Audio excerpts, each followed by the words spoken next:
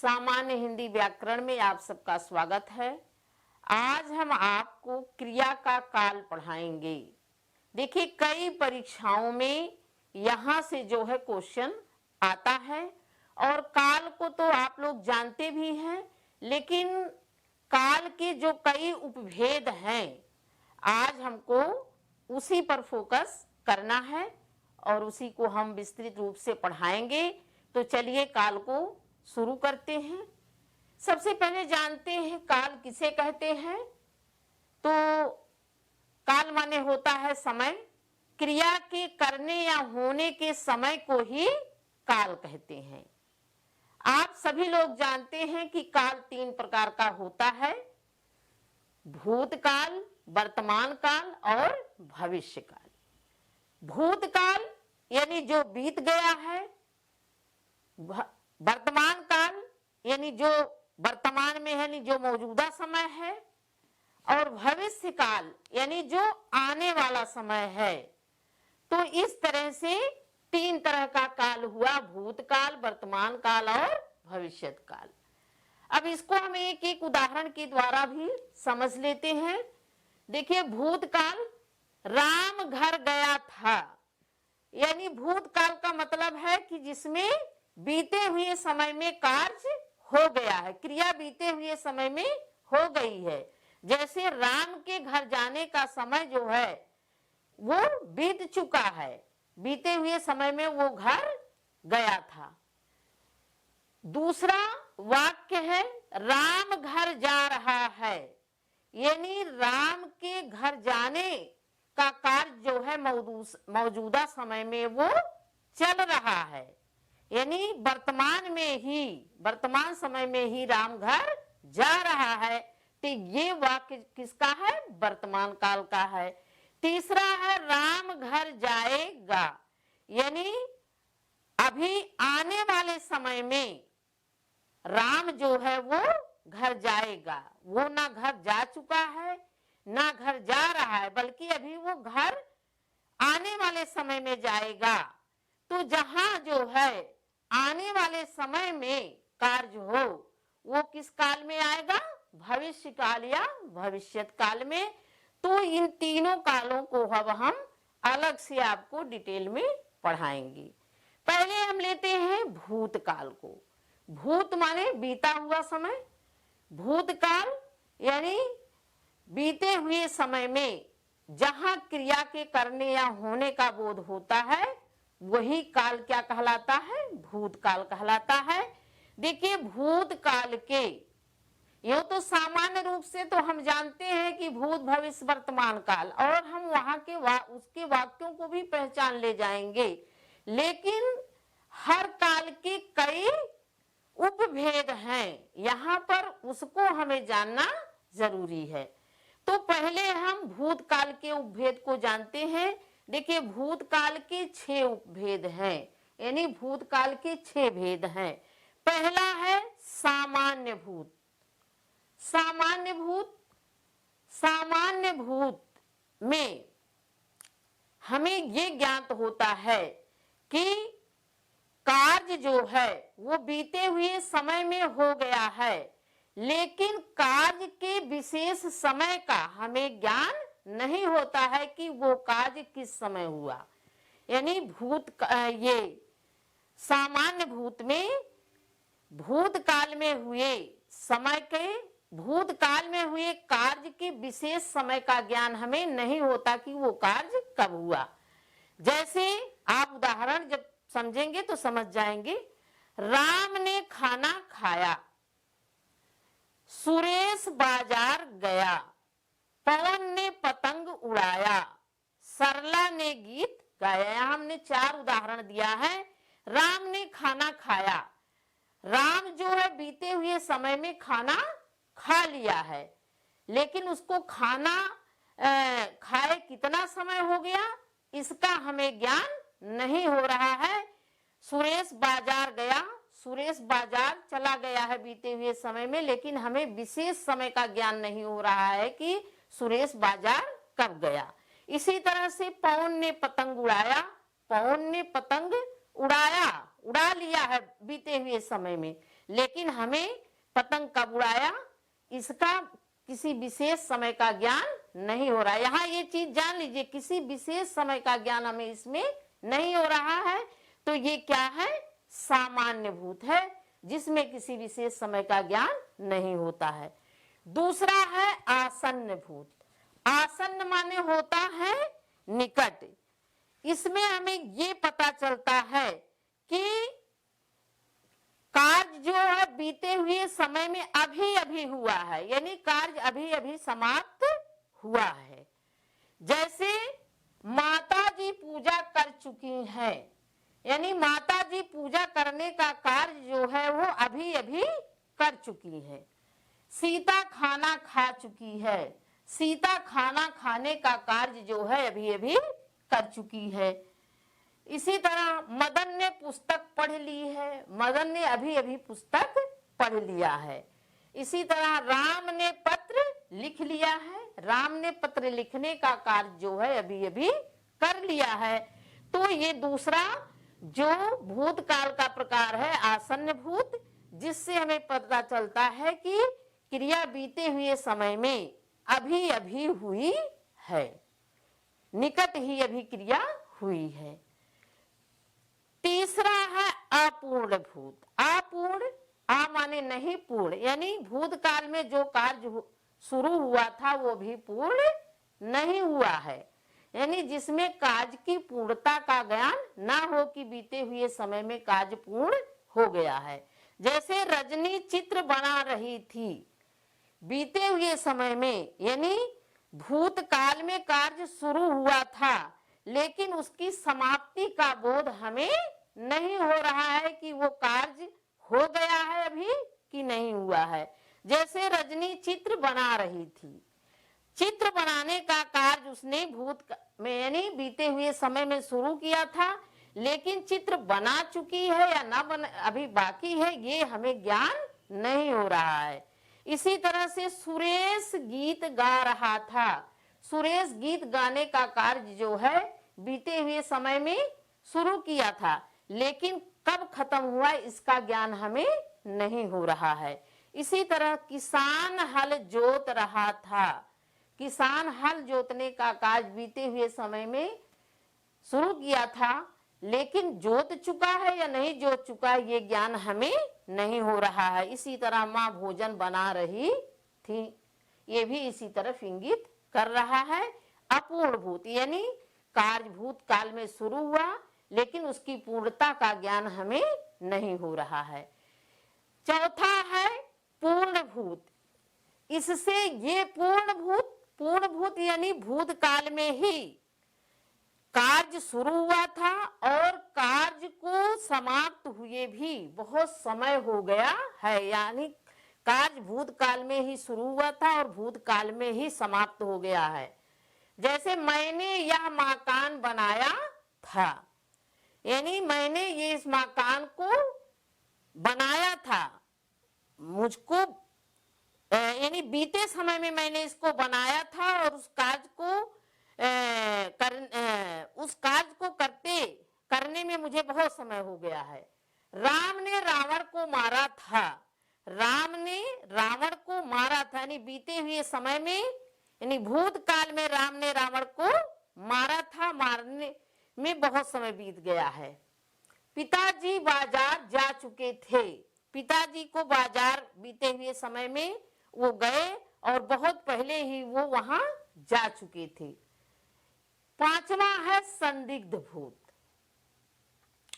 अब यहाँ एक चीज और देख लीजिए कि जैसे आपने अभी देखा आसन्न भूत में माता जी पूजा कर चुकी हैं, सीता खाना खा चुकी है, मदन पुस्तक पढ़ ली है, रतन ने पत्र लिख लिया है या रतन पत्र लिख चुका है, उसमें चुका है आसन्न भूत में रहेगा, चुका है चुकी है।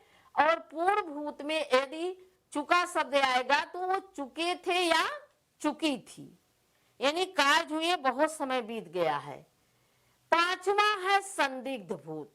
संदिग्ध भूत यानी जिसमें बीते हुए समय में यानी भूतकाल में उस क्रिया के होने में संदेह हो। संदिग्ध माने क्या होता है? संदेह, जिसमें क्रिया के होने में संदेह हो कि भूतकाल में वो क्रिया पूर्ण हो गई है कि नहीं हुई है, तो वो संदिग्ध भूत होता है। जैसे नौकर ने खाना बनाया होगा, यानी बीते हुए समय में नौकर खाना बनाया है कि नहीं बनाया है, इस पर कोई श्योरिटी नहीं है, कोई निश्चित नहीं है।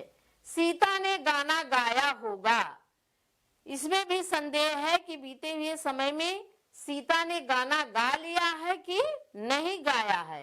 राम विद्यालय गया होगा, इसमें भी संदेह है कि राम विद्यालय जो है गया है कि नहीं गया है।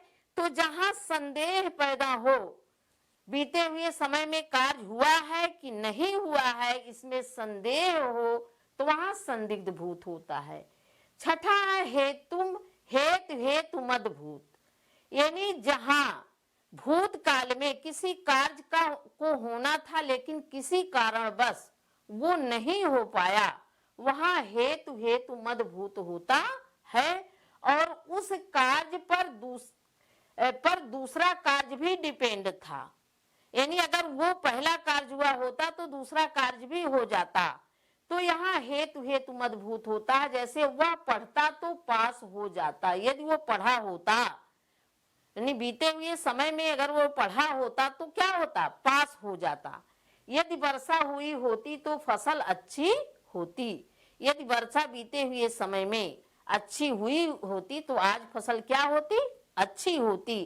तो यही है हेतु मदभूत।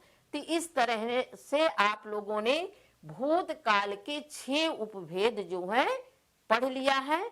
चलिए अब हम अगला भेद लेते हैं। हाँ, देखिए दूसरा है वर्तमान काल। वर्तमान काल क्रिया के जिस रूप में उसके वर्तमान समय में करने या होने का बोध होता है, उसे वर्तमान काल कहते हैं। वर्तमान काल के भी 5 उपभेद हैं। अब इसको हम एक एक करके बताएंगे। देखिए, जो आपकी परीक्षा में यहाँ से क्वेश्चन आता है वो इस तरह से आता है कि जैसे कोई वाक्य आपको दे दिया गया और उसको आपको पहचानना रहेगा कि ये किस काल का है, या उसके भेद को बताना रहेगा कि ये वर्तमान काल के किस भेद का है। तो चलिए हम इसको देखते हैं। पहला है वर्तमान काल में सामान्य वर्तमान। सामान्य वर्तमान, जिसमें वर्तमान काल में क्रिया का सामान्य रूप से होना पाया जाता है, उसको सामान्य वर्तमान काल की क्रिया कहते हैं। जैसे वो आता है, सचिन खाता है, सीता गीत गाती है, मोहन जाता है तो आता है, जाता है, खाता है, ये इसकी यही पहचान है। तो इसको आप लोग जान ही जाओगे। वह आता है यानी आने का कार्य वर्तमान समय में हो रहा है, हो गया है, वह आता है। सचिन खाता है, तो जहां आता, खाता, जाता, गाता रहेगा वो क्या है? सामान्य वर्तमान काल की क्रिया है। दूसरा है अपूर्ण वर्तमान। अपूर्ण, देखिए हिंदी में जब उसके शाब्दिक अर्थ को, शब्दों के शाब्दिक अर्थ को जानेंगे तो आधा चीज यही क्लियर हो जाती है। अपूर्ण वर्तमान यानी जो वर्तमान समय में जो कार्य क्या है? अपूर्ण है। अपूर्ण वर्तमान काल, इसमें क्रिया वर्तमान काल में शुरू तो हुई लेकिन अभी पूर्ण नहीं हुई, वो चल ही रही है। जिसमें वर्तमान काल में क्रिया के शुरू होने का बोध होता है लेकिन क्रिया पूर्ण ना होकर के वर्तमान काल में वो चल भी रही यानी की जा रही है, वो होता है अपूर्ण वर्तमान काल, यानी कार्य भी पूर्ण नहीं हुआ है। जैसे मोहन पढ़ रहा है, यानी मोहन ने पढ़ने का कार्य शुरू किया वर्तमान काल में लेकिन अभी पूर्ण नहीं हुआ है। मोहन अभी कार्य हो ही रहा है, कार्य पूरा नहीं हुआ पढ़ाई का। टीवी चल रही है, टीवी अभी चल ही रही है। माँ खाना बना रही हैं, माँ ने वर्तमान समय में, मौजूदा समय में खाना बनाने का कार्य शुरू किया, लेकिन पूरा नहीं हुआ, अभी वो खाना बनाने का कार्य कर ही रही हैं। वह विद्यालय जा रहा है या मोहन विद्यालय जा रहा है, तो मोहन मौजूदा समय में विद्यालय जाने का कार्य कर रहा है, लेकिन कार्य पूरा नहीं हुआ है, अभी वो कार्य हो रहा है। तो अपूर्ण वर्तमान काल ये इंगित करता है कि मौजूदा समय में कार्य शुरू हुआ है, लेकिन अभी पूर्ण नहीं हुआ है, उस पर अभी काम हो ही रहा है। तो रहा है, रही है, ये जहां हो, चल रहा है, पढ़ रहा है, बना रही है, खा रही है, तो रहा है, रही है जहां जिस वाक्य में हो क्रिया में, तो जान लीजिए क्या है, अपूर्ण वर्तमान काल, यानी वहां कार्य भी वर्तमान समय में पूर्ण नहीं हुआ है। वर्तमान काल का तीसरा भेद जो है पूर्ण वर्तमान, यानी जो इस ओर इशारा करे या जिससे ये बोध हो कि वर्तमान समय में कार्य शुरू हुआ और कार्य की पूर्ण सिद्धि भी हो गई, यानी कार्य पूरा फिनिश हो गया, वो क्या होता है, पूर्ण वर्तमान काल का वाक्य होता है। जैसे वो आया है, यानी आने का कार्य उसका पूरा हो गया है, वो आया है। मैंने रोटी खाई, मैंने रोटी खाई, यानी मैंने जो है रोटी को खा लिया है, अभी अभी खाया है। लड़के ने पुस्तक पढ़ी है, यानी पुस्तक पढ़ने का कार्य जो है वो हो गया है, वर्तमान काल में ही पुस्तक पढ़ने का कार्य हो गया है, रोटी खाने का कार्य हो गया है, उसके आने का कार्य हो गया है, तो ये क्या है, कार्य पूरा हो गया है, तो ये क्या है, पूर्ण वर्तमान काल का वाक्य है। इसी तरह से चौथा है संदिग्ध वर्तमान काल, यानी जहां वाक्य में वर्तमान समय में कार्य के होने में संदेह हो, डाउट पैदा हो, वहां जो होता है संदिग्ध वर्तमान काल होता है। जैसे वो पढ़ता होगा, यानी पढ़ने का कार्य जो उसने शुरू किया था वो पूरा हुआ कि नहीं हुआ, इसमें क्या है, संदेह है। इसमें कार्य के पूरा होने में क्या है, वर्तमान काल में संदेह है। वो पढ़ता होगा, रजनी खेलती होगी, श्याम खाता होगा। अभी सारे कार्यों में पूर्ण होने में क्या है, संदेह है कि उसके पढ़ने का कार्य हुआ होगा कि अभी नहीं हुआ होगा, या रजनी खेलती होगी, संदेह है। श्याम खाता होगा, खा चुका है कि अभी खाता ही होगा वर्तमान समय में। तो इस तरह से जिन वाक्यों में वर्तमान काल में कार्य होने के पूर्ण होने में संदेह हो, वहां संदिग्ध वर्तमान काल होता है। अब यहाँ पढ़ता है, खेलती होगी, खाता होगा, पढ़ता होगा, ये इसकी यही जो है पहचान आप लोग कर लीजिएगा कि जहां वाक्य में ऐसे शब्द आए। पांचवा है संभाव्य वर्तमान काल, जहां जो है इसमें वर्तमान काल में कार्य के पूरा होने की संभावना होती है, वही जो होता है संभाव्य वर्तमान काल होता है।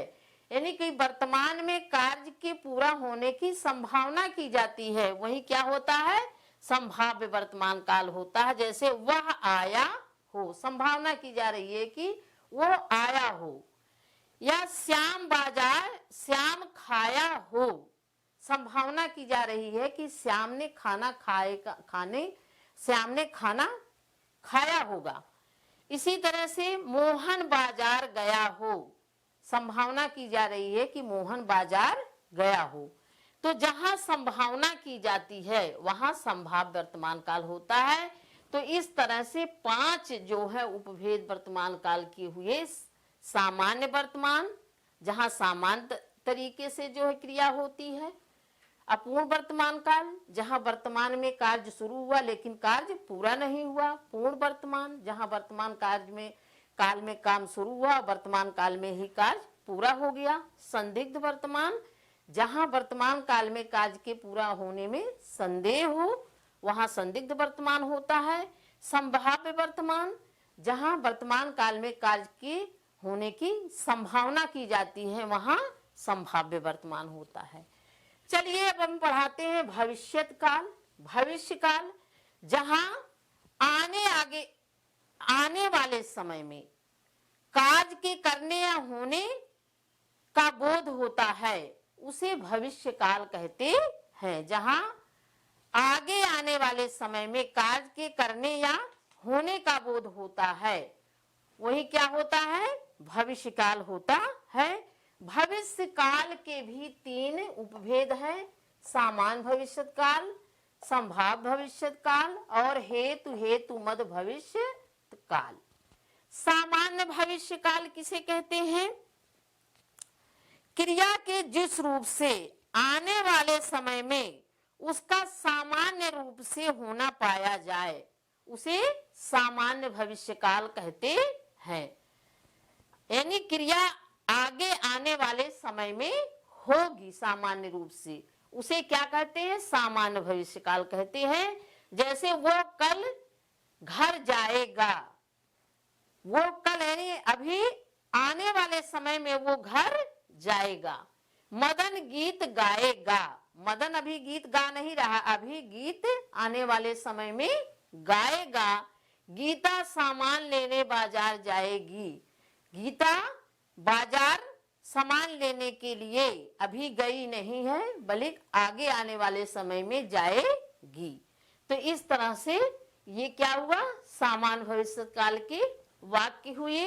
दूसरा है संभाव्य भविष्यत काल। संभाव्य भविष्य काल क्या होता है, इसमें क्रिया के भविष्य काल में होने की संभावना प्रकट की जाती है कि भविष्य काल में यह क्रिया हो सकती है, ऐसी संभावना की जाती है। जैसे शायद आज वर्षा होगी, बादल घेरे हैं ऊपर आकाश में तो संभावना की जा रही है कि शायद आज वर्षा होगी। अभी वर्षा हुई नहीं है बल्कि वर्षा होगी, ऐसी संभावना की जा रही है। इसी तरह संभव है मैं प्रथम श्रेणी में पास हो जाऊं, परीक्षा हुआ, मैं संभावना कर रहा हूं कि मैं हो सकता है कि प्रथम श्रेणी में पास हो जाऊं। इसी तरह शायद अतिथि कल आ जाएं, शायद कल हमारे यहाँ अतिथि आए, ऐसी संभावना की जा रही है कि आगे आने वाले समय में हमारे यहाँ शायद कल अतिथि आए।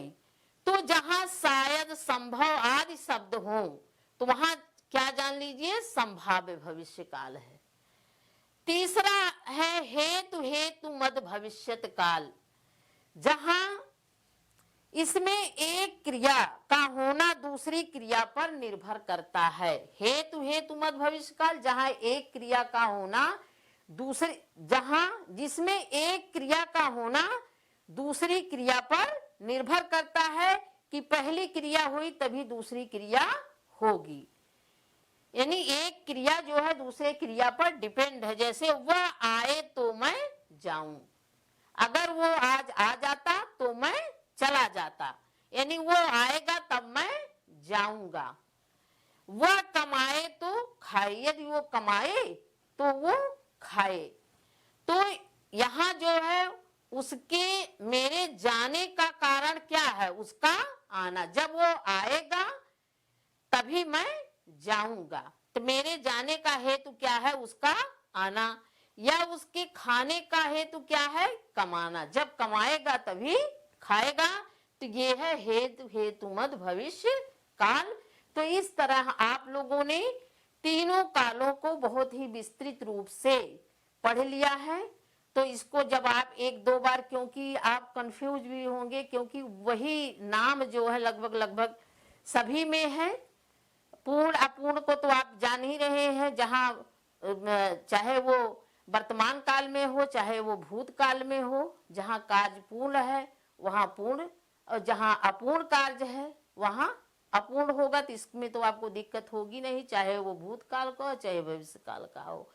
इसी तरह से हेतु मद भी दोनों में है। तो इसको जब आप लोग 2 बार 3 बार पढ़ लेंगे तो इसमें जो है इसको बहुत अच्छी तरह से जो है आप का माइंड जो है एक्सेप्ट कर लेगा और फिर कभी भूलेगा नहीं। तो आज के लिए इतना ही।